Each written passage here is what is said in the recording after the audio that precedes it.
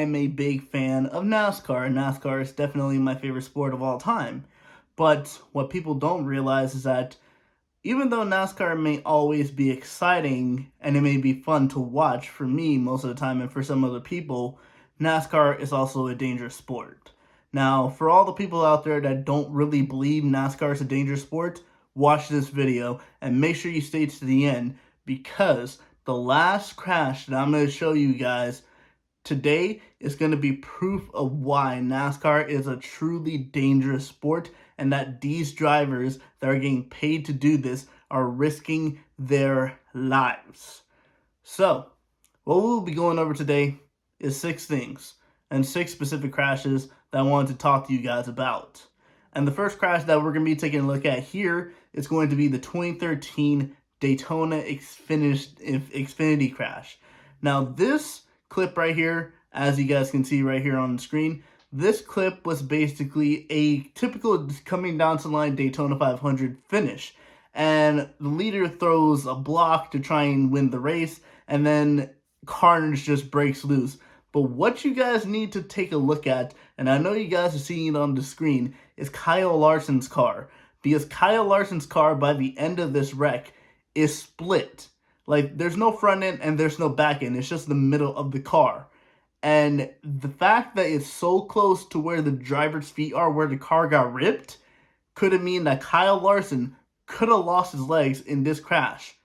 And this crash was so unexpected because it's not, I mean, yes, it is a typical Daytona thing to have a wreck coming like that to the finish, but it's not typical for a car to go up into the catch fence and basically lose the front end and the back end. That's rarely happened in the sport of NASCAR. And I just wanted to say this. Thankfully, Kyle Larson did come out of this crash with no injuries, but a lot of the drivers have said that could have been a lot worse. I couldn't pull up any quotes, I'm sorry for that, but I couldn't pull up any quotes from that. But a lot of the drivers did say in that race that could have been a lot worse with Kyle Larson, and that's just one of the reasons why I think NASCAR is a dangerous sport. Reason number 2, let's take a look at the 2008 Texas qualifying crash with Michael McDowell. Now, this was a typical qualifying lap. You know, like he had to qualify to get in because I'm pretty sure he wasn't locked in on owner's points or driver's points. And he heads into the second corner or the first corner and just loses the car. And yes, guys, you must think, like, how did he lose control of the car? It's very easy for the car to snap loose just like this. And you see how bad it turned out to be. It was a really bad crash. This is probably one of the worst crashes I've seen when it comes to me watching NASCAR in general as a sport. And it's not the fact that he crashed into the wall hard. It's the fact that he crashed into the wall hard. His car was on fire. He flipped about 8 to 10 times. And then he just walks out of the crash like it's nothing. If that was a real life wreck, somebody probably would have lost their life. And I hate to say that. But that is just, and that is going almost 180 miles per hour, 190 miles per hour into the corner. The fastest people go on the highway is possibly at least 100 to 110 miles per hour. They're going almost double what you go on the highway speed limit. And this is what can happen in the blink of an eye when it comes to this type of crash. Michael McDowell is very lucky to still be racing to this day. He's a Daytona 500 winner now after winning last year's Daytona 500. And hey, he had a good run at making the playoffs this year. I gotta give it up to Michael McDowell, but this is definitely one of the worst crashes I've seen when it comes to NASCAR, and it's just another reason why NASCAR is a dangerous sport. Reason number 3, let's take a look at this third crash. The 2001 Daytona 500. Now, this one crash is synonymous for one thing, because this was the year that Michael Waltrip won his first Daytona 500, but it's also the year that NASCAR had its last driver pass away, and that was the legendary and famous 7-time champion Dale Earnhardt. And I'm gonna show you the wreck on the screen, as you guys can see it on the screen right now. And you see the wreck happening currently right now. Dale Earnhardt was basically trying to block everybody else from getting past his son, Michael Waltrip, because he wanted them to finish 1-2, so he was willing to play rear gunner and protect his son and protect Michael Waltrip in order for one of them to win the Daytona 500. and look, it ended up costing him his life. I mean, I feel bad for him, and I feel bad for Sterling Marlin because after that, Sterling Marlin was getting a whole bunch of death threats, and then Michael Waltrip and Dale Jr. had to come out and say that Sterling was not at fault because it's not Sterling's fault. It's a typical NASCAR racing incident, and even the crash. I look back at the crash right now, as you guys can see on the screen. I look back at the crash right now. The crash isn't even that bad. I've seen drivers have that crash and they still walk out of it. The one reason why Dale Earnhardt lost his life in this wreck is because he was not wearing the new Hans device that NASCAR implemented at the time. Because Dale Earnhardt said it. I think it messed with his neck. If I remember right. But had Dale Earnhardt been wearing a Hans device, Dale Earnhardt Dale Earnhardt would still be here to this day, but this is just a typical wreck. I'm going to be honest, this is just a typical wreck, but you see the consequences it had, and the consequences it's had for more than 20 years because Dale Earnhardt's been gone since 2001. We're in 2022. Dale Earnhardt's been gone for 21 years, and then it was not even that bad of an accident because we have yet to see the worst incidents I've ever seen in NASCAR, but we'll get into that. But that is the 2001 Daytona 500, and that is just one of the major reasons why NASCAR is a dangerous sport. Reason number 4, let's take a look at the 2006 Pocono race, and this involves my favorite driver, Jeff Gordon. And guys, when I tell you, when I saw this wreck in person, I thought Jeff Gordon may have lost his life because he was heading at least 200 miles per hour straight into the first corner of Pocono, which is a very tight corner, and you need to let out the gas, especially if you're going to make it. And he lost the brakes heading into turn number 1, and the car spun around and hit the wall on the driver's side. 200 miles per hour hitting the wall on the driver's side, and the impact it had on the car. You can see him coming out of the car and limping, but thankfully, Jeff Gordon was okay. But I say this again, put this in a real life scenario, or put this into any other sport that has racing involvement, this would have been fatal. But thankfully, Jeff Gordon was okay, but it's just another instance of why NASCAR is such a dangerous sport in the world. 2 more incidents left, or 2 more reasons left. The second to last reason, let's take a look at the 2020 Daytona 500. This, by far, is the worst NASCAR incident I have seen in my entire life.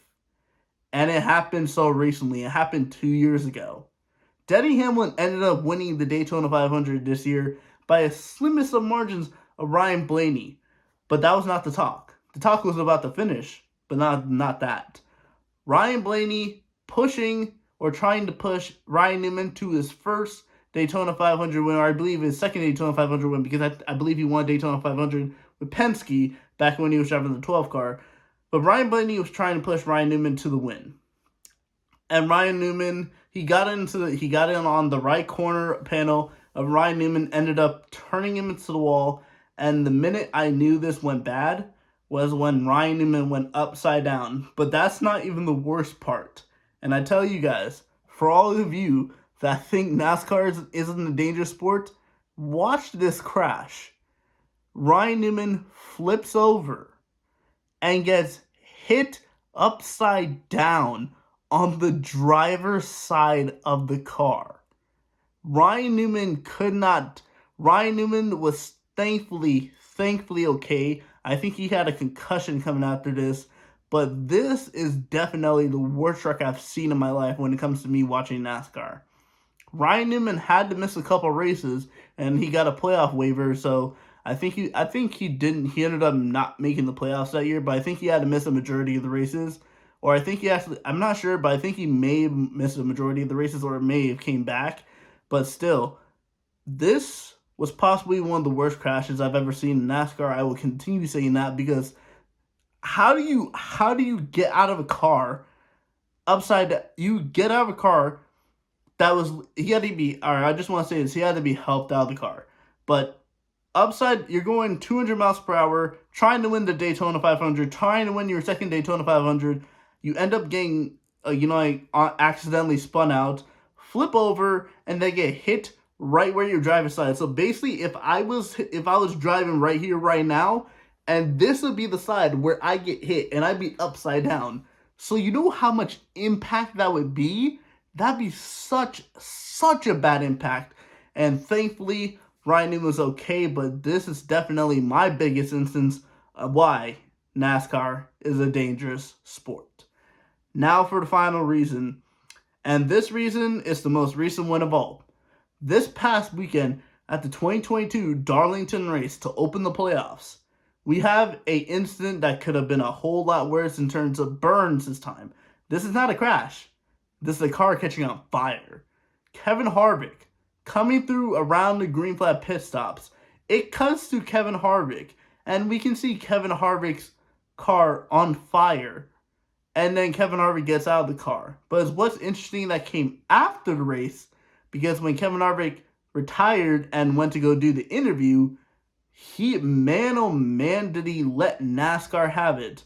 His biggest line was, "This is a bunch of crappy parts."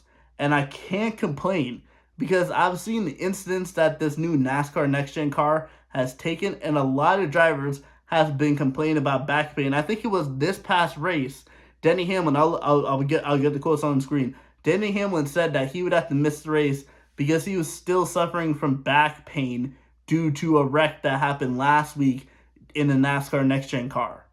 The NASCAR Next Gen car is not even a year old, and it's already having problems. So NASCAR is definitely gonna have to look at this.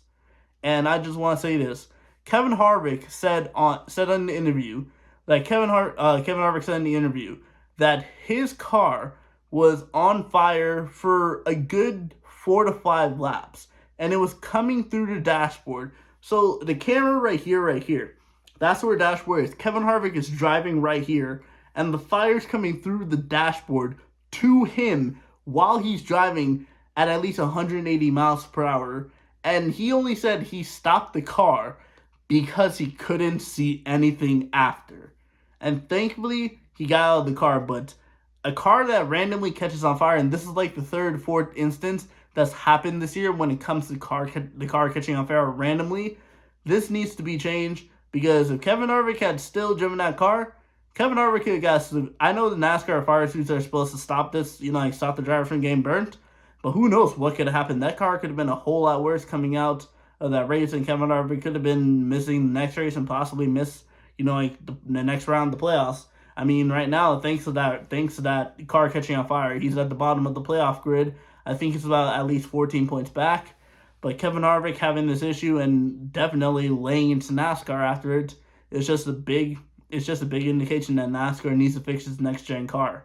But looking back at this, guys, the 6 incidents that we talked about: the 2013 Daytona Xfinity race, the 2008 Texas qualifying race, the 2001 Daytona 500 with Dale Earnhardt passing away, the 2020 Daytona 500, the 2006 Pocono race, and the 2022 Darlington race. I just gotta say this. Now I'm gonna look straight in the camera.